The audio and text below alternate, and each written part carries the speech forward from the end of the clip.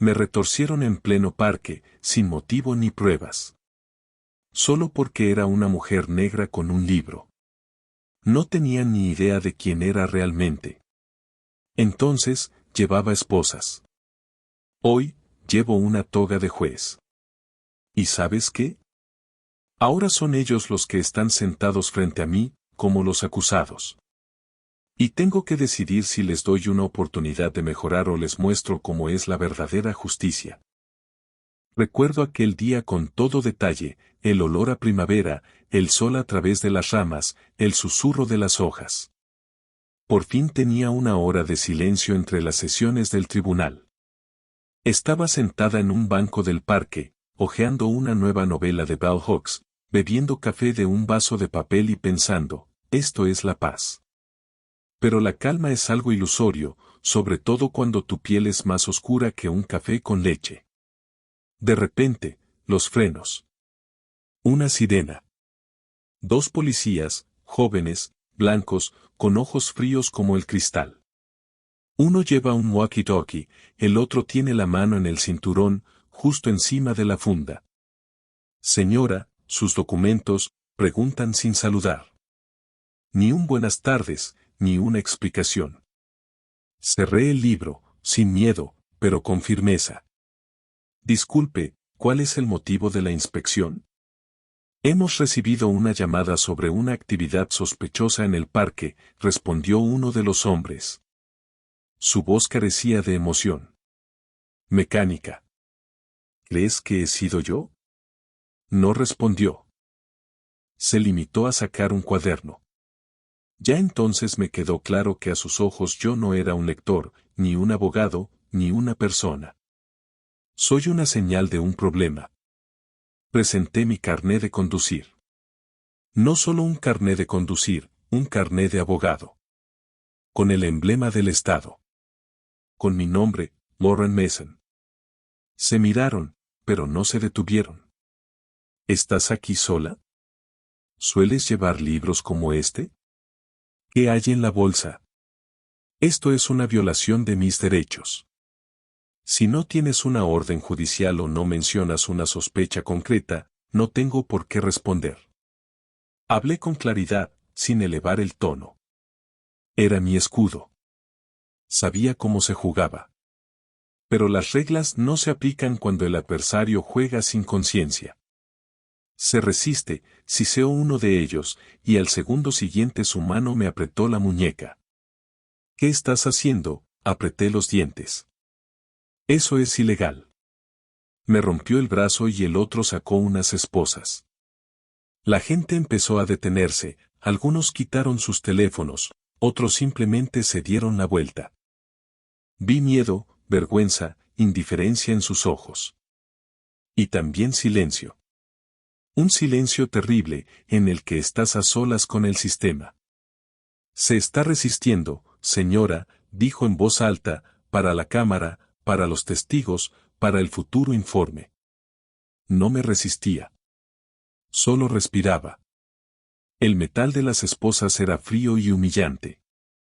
En aquel momento, no era una juez, ni una mujer con un título universitario, ni una ciudadana. Era una amenaza. Y ellos se creyeron con derecho a doblegarme. No lloré en el coche. Estaba pensando. Estaba contando, ¿cuántas historias similares había oído en la sala del tribunal? ¿Cuántas mujeres y hombres estaban frente a mí con palabras parecidas, pero con menos posibilidades de defensa? Y decidí, si salgo de esta, no permaneceré callada. Me llevaron a comisaría como a un criminal. Sin palabras, sin explicaciones.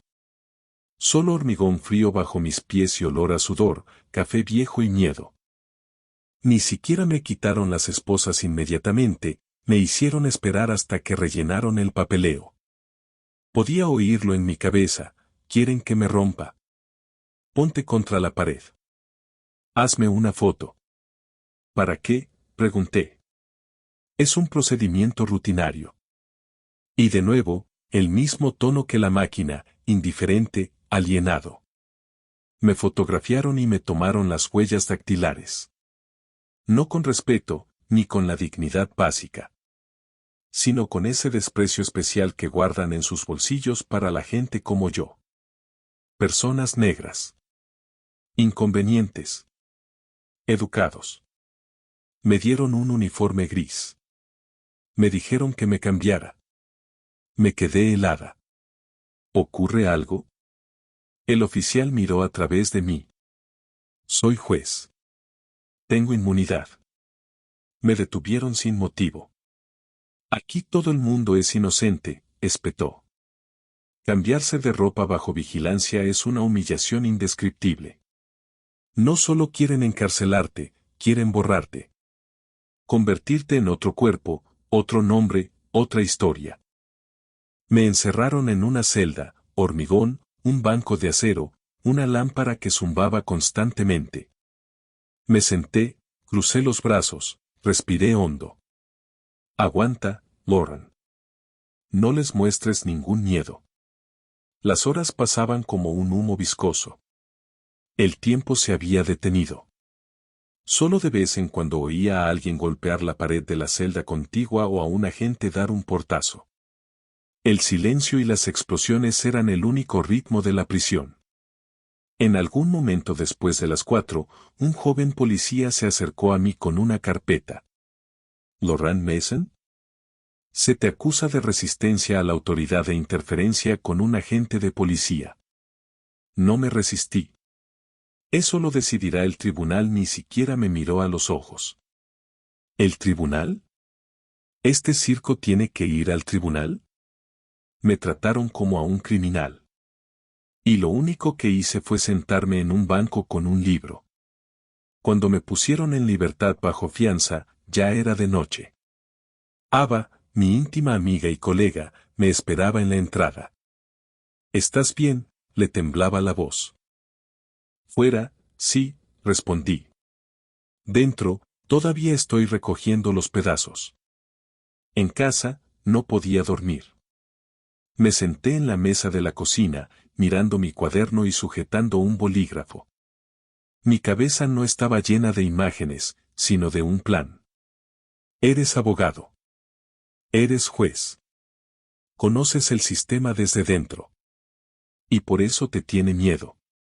Empecé a escribir una cronología de acontecimientos, hechos, violaciones, leyes. Me temblaban las manos, no de miedo, sino de adrenalina. Este caso podría haberme costado mi carrera y mi reputación. Pero ya había pasado el punto de no retorno. Ahora solo quedaba avanzar. A la mañana siguiente, mi despacho estaba tenso. Los socios cuchicheaban por los rincones y los abogados evitaban mi despacho. Por fin, uno de los socios, el señor Bennett, llamó a la puerta y entró. Lauren, estamos preocupados. Este incidente está dañando la imagen del bufete. ¿No crees que es más perjudicial para el sistema que un juez sea arrastrado esposado por leer? Te aconsejamos que no lo hagas público. No interpongas una demanda.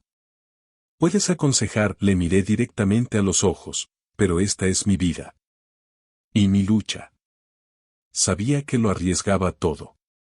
Pero cuando callas, te conviertes en cómplice. 2 días después, presenté una demanda, contra los agentes, contra el departamento, contra las autoridades municipales. La demanda se hizo pública. ¿Y sabes qué? La gente empezó a escribir. Desconocidos. Vecinos. Alumnos. Profesores. Todos los afectados por la injusticia. Internet habló más alto. La misma chica del parque que filmó mi detención publicó un video. Recibió millones de visitas. Todo el mundo me vio sentado leyendo. Todo el mundo oyó cómo no me daba ninguna explicación. La red explotó. Y mientras llovían los comentarios, mi teléfono sonaba sin parar, periodistas, defensores de los derechos humanos, activistas. Pero yo no quería una cámara. Quería justicia. No para mí. Para todos nosotros. Entonces me enteré de la noticia que lo puso todo patas arriba. Recibí un mensaje, me habían nombrado juez en un caso de asuntos internos, contra los mismos agentes. Carter. Ale. Las mismas caras que me habían sacudido las muñecas en el parque se sentarían ahora frente a mí. Me senté en silencio durante largo rato, mirando mi reflejo en la ventana. Y me di cuenta de que esto no era solo una oportunidad. Se trataba de una prueba. ¿Seré capaz de ser imparcial? ¿Seré capaz de mostrar cómo debe ser el verdadero poder, la verdadera justicia? Me situé entre bastidores en la sala del tribunal. La toga del juez me pesaba sobre los hombros, esta vez no por el tejido. Era porque sabía quién estaba sentado al otro lado. Dos hombres que me habían empujado al suelo hacía un mes como si yo fuera una amenaza. Dos hombres que no me veían como a un ser humano. Cuando entré en la sala, reinaba un silencio sepulcral. Incluso el aire parecía haberse detenido. Mi andar era suave, tranquilo. Pero en el interior, todo zumbaba. Me senté. Levanté la vista y allí estaban, el agente Carter y el agente Ale. Ambos de traje. Parecían más pequeños. Vulnerables. Dejaron sus armas tras la puerta. Ahora solo son sospechosos. Yo soy el juez. El tribunal está abierto. El caso de abuso de poder por parte de funcionarios. Empecemos con el anuncio de los cargos. La fiscal, una mujer joven y enérgica llamada Amelie Woods, se pone en pie. Señoría, basándonos en las pruebas, incluidas las grabaciones de las cámaras corporales, el testimonio de las víctimas y los peritajes independientes, creemos que los agentes Carter y Ale violaron sistemáticamente las normas de detención al hacer un uso innecesario de la fuerza basado en prejuicios subjetivos. Asentí y tomé nota rápidamente. No aparté la mirada de los acusados. Su aparente confianza empezó a derretirse como el hielo bajo un foco. El abogado defensor, el señor Randall, un zorro experimentado y astuto, se irguió en toda su estatura. Señoría, mis clientes actuaron dentro de los límites de su autoridad. Puede que hayan tenido reacciones emocionales, pero no se trata de un delito. Es el estrés del trabajo. Suspiré ligeramente. ¿Es el estrés del servicio un nuevo nombre para el racismo? Pasemos a las pruebas, dije. Empecemos por el video. La pantalla se encendió. Una imagen de la cámara del pecho. Un parque. Estoy sentado en un banco. Un libro en mis manos. La conversación es infundada. La detención es agresiva. No hay resistencia. Tengo el brazo roto. Grito, ¿qué estáis haciendo? El público observa en silencio. Varias personas se taparon la boca con las manos. Algunos miraron hacia otro lado. Soy juez, pero también soy la mujer del video. Y este video no sirve ahora para las emociones. Es una prueba. Y es implacable. El fiscal llamó al primer testigo, Elia Grant, un estudiante que estaba en el parque en ese momento y lo vio todo. ¿Grabaste el video con tu teléfono móvil? Sí, dijo, les vi acercarse a la señora Mason. Ella estaba allí sentada. Se comportaban, de forma diferente a como deberían haberlo hecho. Parecía intimidación. La defensa intentó confundirle, diciendo, quizás la señora Mason estaba hablando agresivamente. Ella estaba tranquila. Más calmada que nadie en su posición. Me sorprendió lo tranquila que estaba. Cada testimonio era un clavo ardiendo en el caso. Pero no en la venganza, sino en la verdad. Observé atentamente a los agentes. Carter apretaba el puño bajo la mesa. Ale miraba al suelo. El segundo día subió al estrado otra testigo, una mujer que había sido detenida por los mismos agentes un año antes por comportamiento sospechoso. Era enfermera. La sacaron del coche por no llevar intermitente. Era lo mismo, el mismo tipo de abuso, agresión, miedo. Y entonces me di cuenta de que no se trataba de mí, sino de un objetivo más de la cadena. El sistema no se había roto, había funcionado así desde el principio. Solo que esta vez era contra alguien que podía responder. Durante el descanso, me quedé en el gimnasio. Carter se acercó lentamente. Le temblaba la voz. Señoría. No sabía quién eras. Levanté la vista. Y si lo hubiera sabido, ¿qué habría cambiado? Permaneció en silencio. Allen no se acercó. Ni siquiera lo intentó. Cuando reanudamos la reunión, pude sentir cómo cambiaba el ambiente. Los presentes empezaron a verlos no como héroes de uniforme, sino como personas corrientes que habían cometido un error peligroso. El último testigo, un agente de seguridad interna que había realizado una investigación independiente, subió al estrado. Su informe fue demoledor. Era claro: violación del procedimiento, uso irrazonable de la fuerza, ausencia de protocolo de escalada. Cerré el caso durante un día. Al día siguiente debía anunciar la decisión. Pero aquella noche no dormí. Me miré la cara en el espejo. No como juez. Como mujer. Como una persona que había pasado por la humillación, el miedo y la decisión de perdonar o enjuiciar. Y supe que la verdadera justicia no consiste en la venganza. Se trata de una línea que no se puede cruzar. La sala estaba abarrotada. No porque fuera un espectáculo ruidoso, sino porque todos los presentes comprendieron que hoy se decidía algo más que el destino de dos agentes. Hoy, el sistema se mira en el espejo. Y yo soy quien sostiene este espejo frente a él. Entré en la sala y sentí cientos de ojos puestos en mí, pero no las cámaras. No se lo permití. No se suponía que fuera una actuación. Pero había periodistas en la sala, se preparaban notas, los teléfonos grababan cada sonido. Carter y Ale estaban sentados en silencio. Pálidos. Por fin, por primera vez, sin confianza. Quizá ya comprendían que aquel momento les acompañaría el resto de sus vidas. Me detuve unos segundos. Para que todos pudieran sentir el peso del silencio. Y entonces empecé. El veredicto de hoy no es solo una respuesta a las acciones cometidas por individuos concretos. Es un mensaje. Todo sistema que se llame a sí mismo justo debe tener un límite. Y cuando este límite es traspasado por quienes se supone que deben guardarlo, las consecuencias deben ser inevitables. Abrí la carpeta. Mi mirada es directa. Mi voz era firme, pero por dentro todo se encogía. Sabía que ahora no hablaba solo por mí. Hablaba en nombre de todos los que habían callado durante años.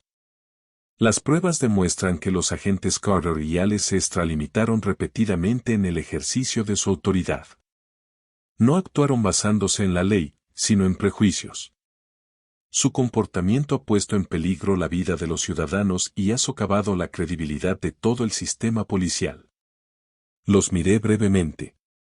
Carter tenía los hombros caídos y Ale la mandíbula apretada. Dado el grado de los delitos, el carácter sistemático y el clamor público, el tribunal ordena lo siguiente: el agente Carter y el agente Ale quedan expulsados del cuerpo de policía sin derecho a reincorporación. Se ordena a ambos que se sometan a un curso de recertificación sobre sensibilidad racial y derechos humanos. La decisión debe inscribirse en el registro disciplinario estatal, accesible al público. A la Comisión de Ética, revisar la cultura interna de la administración del distrito y hacer propuestas para su reforma. La sala no estalló, se congeló. Y luego hubo una oleada de suspiros. Alguien bajó la cabeza. Alguien abrazó a un vecino. Pero nadie aplaudió. No era un triunfo. Fue el primer aliento tras un largo y sofocante silencio. Carter se levantó. Tenía los ojos enrojecidos. Su voz era apenas audible. Señoría. Lo siento. Asentí con la cabeza. No por lástima. Por comprensión. El arrepentimiento es el primer paso. Pero una disculpa no anula las consecuencias. Las palabras son buenas, oficial. Pero ahora es el momento de actuar. Salieron bajo vigilancia. Y por un momento, vi algo humano en ellos. No solo el uniforme, no solo la agresividad. Personas. Vulnerables. Pero responsables. Ese mismo día, se me acercó una anciana. No era la primera vez que la veía, había estado en todas las audiencias. Perdí a mi hijo hace 10 años, susurró. También lo detuvieron sin motivo. Solo que él, no volvió a casa. Me has dado algo que no he tenido en todos estos años. La sensación de que existe la justicia. No tuve palabras. Solo estreché su mano. Y sentí como su dolor se convertía en fuerza.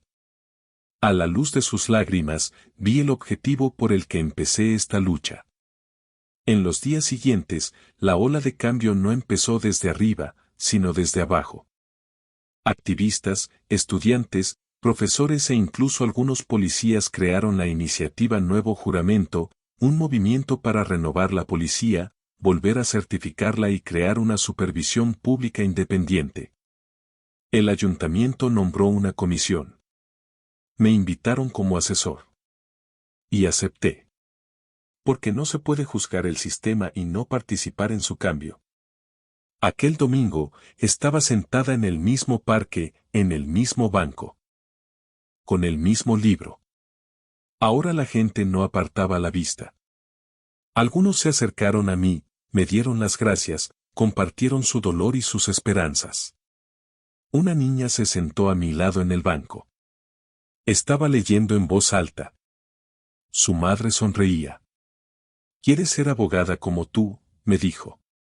Miré a la niña. No había miedo en sus ojos. Era fe. Y supe que aquella frase no era el final.